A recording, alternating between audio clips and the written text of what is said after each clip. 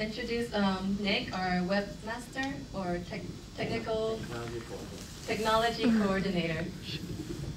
Yeah.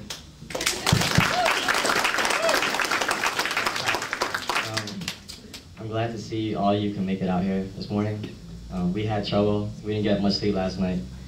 I remember, like several years ago,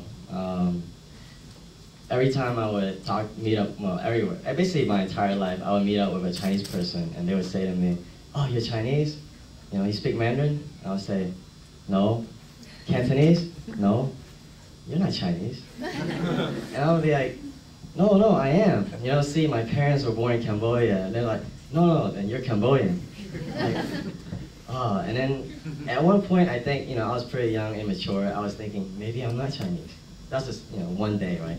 And then eventually, when I finally got the internet, I went online and I was looking for Teochew. I didn't know how to spell it, you know. T-U, you know, O-C-I-U, you know, whatever, peanut chew. Eventually, I found Teochew, and I think it was Ty's site. Like, he had some weird website on it.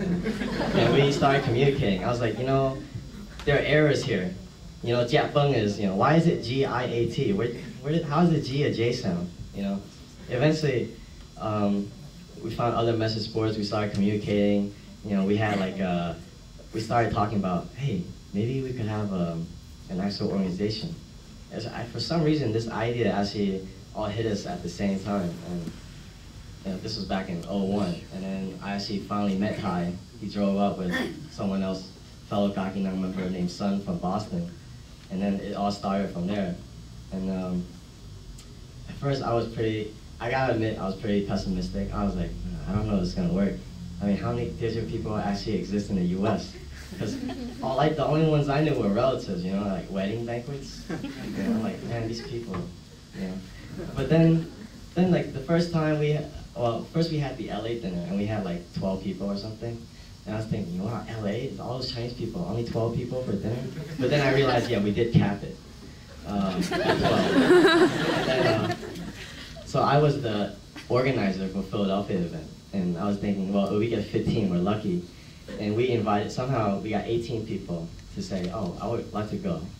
And that day, there was like torrential downpours, raining the entire day, and I was like, man, these people are not gonna make it. Because I was like, man, I wouldn't go. But I had to go, right? So we were a couple minutes late. You know, the organizers were a couple minutes late. You know, me, Mike, Ty. We, you know, figured everyone else would be late too. We got there, and every single person was on time, plus a guest. So 19 people, right? And I was thinking, wow, these Gakinang people, they don't understand the Asian rule. Of course, I found out later that was a one-time thing. People are always late. But you know, today I've seen Gakinang go from 100 members on our website was a milestone. We're like, oh, triple digits. You know, now it's like 2,000, and it just keeps growing. And you know, I am kind of overwhelmed that we do have this many people, and we capped this one too at 70. You know, I don't know if we had made it a bigger number, we probably could have got more members to come. You know, I think that one day Gakinang can become even bigger. You know, like more international than we are now. And you know, we have Australian members. Australia, with it, a couple of people in England, not a lot. You know, some French people.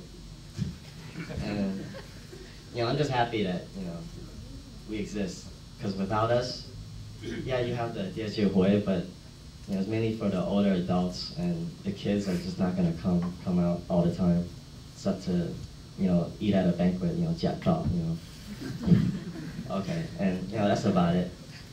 Thanks a lot for coming.